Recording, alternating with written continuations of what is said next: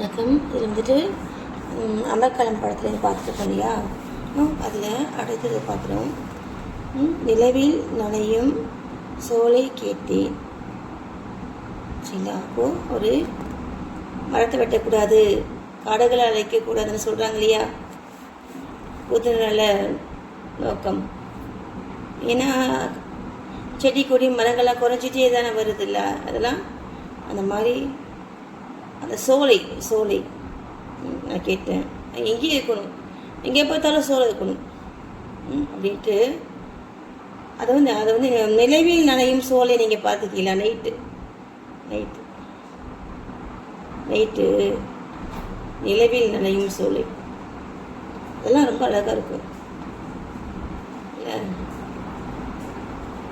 நம்ம தான் டூருக்கு போகும்போது கூட பார்த்துட்டு ரொம்ப நல்லாயிருக்கும் அந்த ஃபீலிங் இல்லை? அதுக்காக நம்ம எவ்வளோ காசு கொடுத்து செலவு பண்ணி நம்ம போய் பார்க்குறோம் இல்லையா? அதெல்லாம் அது மாதிரி இல்லாமல் நம்மளை சுற்றி நம்ம இருக்கிற இடங்கள்லையே நம்ம அதெல்லாம் நம்ம வச்சுக்கணும் காப்பாற்றி வச்சுக்கணும் அப்படிங்க. அப்போ பாருங்கள், நீல குயிலின் பாடல் கேட்டேன். குயில் சத்தம் மட்டும் கிடையாது, நம்மளை சுற்றி இருக்கக்கூடிய சின்ன சின்ன பூச்சிகள், வண்டுகள், இதெல்லாம் அவன் வந்து போடக்கூடிய சத்தம், எழுப்பக்கூடிய ஓசைகள், இதெல்லாம் நம்ம உன்னிப்பாக நம்ம வந்து கேட்கணும். அதை கேட்கணுன்னா நம்முடைய மனதில் எண்ணங்கள் இல்லாமல் ரொம்ப ரொம்ப மனம் வந்து அமைதியாக இருக்கணும். அப்போ தான் அந்த நீலக்கூரியுடைய பாடல் வந்து உங்களுக்கு கேட்கும். இல்லை அது கேட்காது, கேட்கும், அது பாட்டாக கேட்காது, அது கத்துற மாதிரி இருக்கும் உங்களுக்கு. ஏன் அது கத்துற மாதிரி உங்களுக்கு தெரியுது? ஏன்னா உங்களுடைய மனதில் இருக்கக்கூடிய அந்த ஒரு சத்தம், அது அந்த சத்தம் வந்து சாங்காக மாறணும். சரிங்களா? அதான் பாருங்க, நீலக்குயிலின் பாடல் கேட்டேன், நடந்து போக நதிக்கரை கேட்டேன். இது புரியுதுங்களா? லாஸ்ட்டாக நம்ம இந்த ராஜா காலத்து கதையெல்லாம் படிச்சிருக்கோம்ல, இல்லை பழைய சினிமா படங்களில் கூட பார்த்துருக்கோம்ல. அப்படி இந்த நதிக்கரை ஓரமாக நடந்து போயிட்டு இருப்பாங்கன்ட்டு. இப்போ ரீசெண்டாக கண்ணன் படத்துலையா இல்லை மாயா பஜார் அப்படிங்கிற படத்தில் கூட அவங்க வந்து பார்த்திங்கன்னா ஒரு போட்டி போவோம்ல நம்ம, அது வந்து நைட்டு வந்து போவாங்க. அதில் யார் அவங்க ரெண்டு லவ்வர்ஸ் இருப்பாங்களே, அவங்கள தப்பிக்க வைக்கிறதுக்காக என்ன இந்த கிருஷ்ணர் அவர் செய்கிற வேலை இது. அவர் இவங்களை இந்த கணவன் மனைவியை இவங்க போகிற மாதிரி ஒரு பாவலா பண்ணி அந்த காத ஜோடியை வந்து தப்பிக்க வச்சிருவார். யார்? கிருஷ்ணர். சரிங்களா? மாயா பஜார் தான் ஆமாம் அந்த படம். சரியா? அவங்க வாய்ப்பு கிடைச்சா பாருங்க.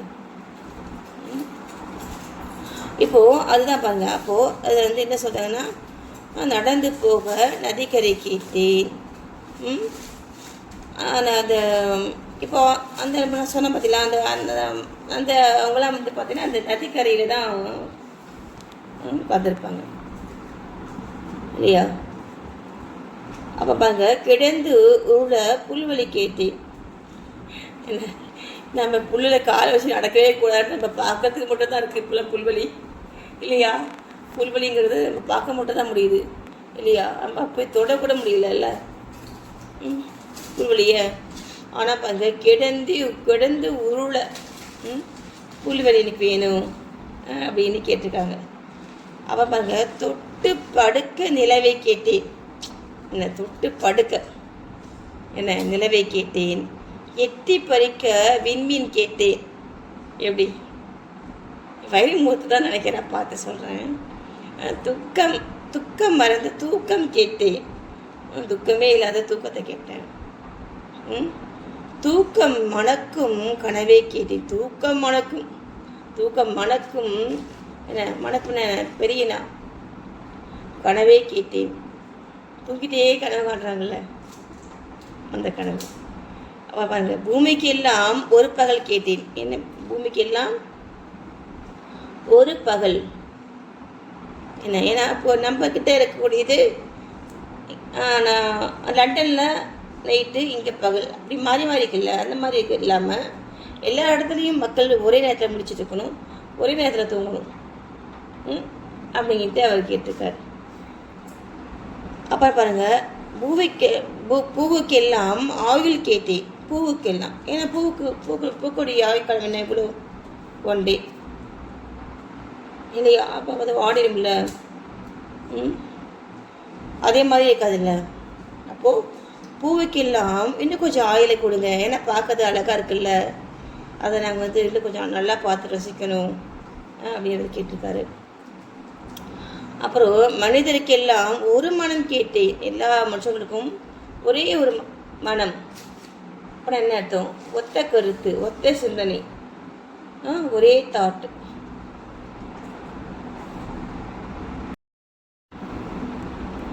சரிங்களா? பூவுக்கெல்லாம் ஒரு பகல் கேட்டேன், இல்லை பூமிக்கெல்லாம் ஒரு பகல் கேட்டேன், பூவுக்கெல்லாம் ஆயுள் கேட்டேன், மனிதர்களுக்கெல்லாம் ஒரு மனம் கேட்டேன், பறவைகளுக்கெல்லாம் தாய்மொழி கேட்டேன்.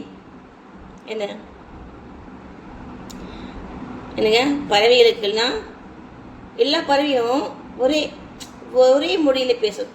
அப்போது அவர் என்ன எதிர்பார்த்துருக்காரு பார்த்தீங்களா? ஒரே எல்லாம் நீயே நானும் ஒன்று அப்படிங்கிற மனம் தாங்க அவர் கேட்டிருக்காரு.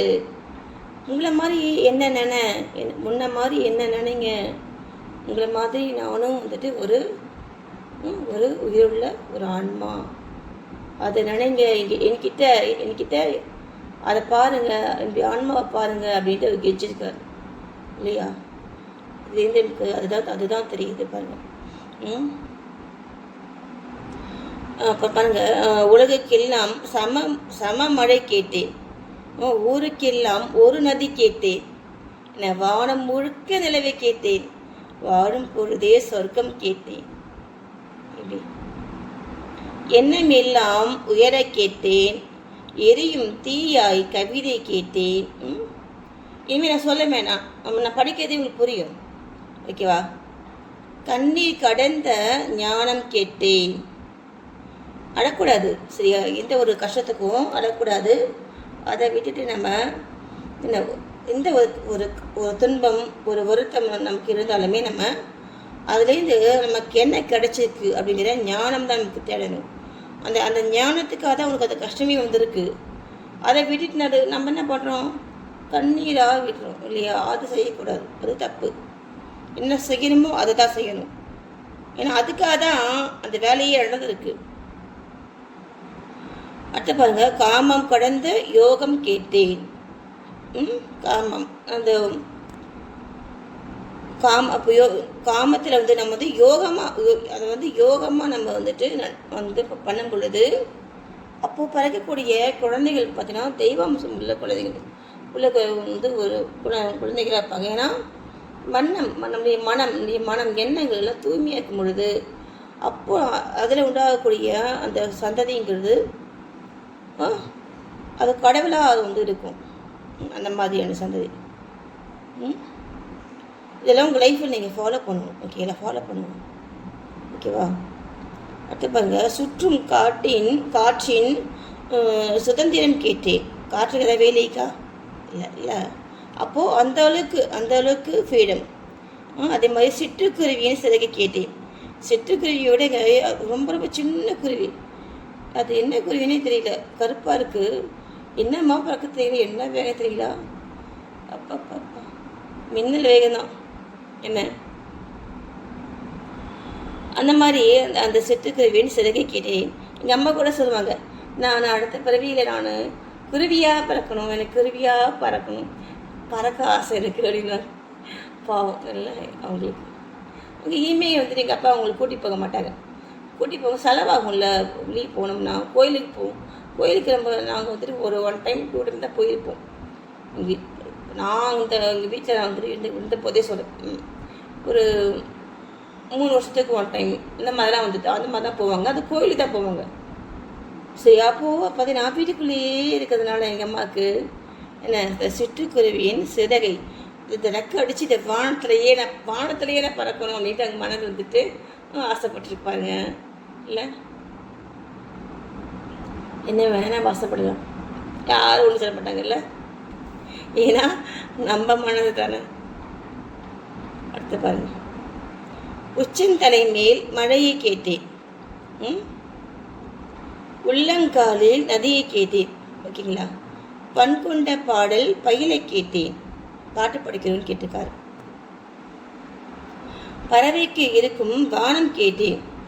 இப்போ பறவைக்கெல்லாம் அது ஒரு வானம் இருக்குல்ல, அது மாதிரி நமக்குள்ள எனக்கு ஒரு வானத்தை நீ கொண்டு வா. எனக்குன்னு தனி வானம், நமக்குன்னு தனி வானம் இருக்குது. எங்கே இருக்குது? நம்முடைய தோடை சரி ஆகராச்சக்கத்தில் இருக்குது. நமக்குன்னு தனி வானம் இருக்காங்க. அந்த வானத்தில் நீங்கள் என்ன வேணால் எங்கே வேணால் போகலாம். அந்த வானத்தில் நீங்கள் எனக்கு அதுக்கு வந்துட்டு போகிறதுக்கு வந்துட்டு எதுவுமே தேவையில்லை. என்ன அந்த ஒரு வெஹிக்கிளே தேவையில்லை. உங்களுடைய மனம்தான் உங்களுடைய வெஹிக்கிள். செலவே இல்லை. இவ்வளோ ஈஸியான ட்ராவலிங் எங்கேயாவது கிடைக்குமா? கிடைக்கவே கிடைக்காது இல்லையா?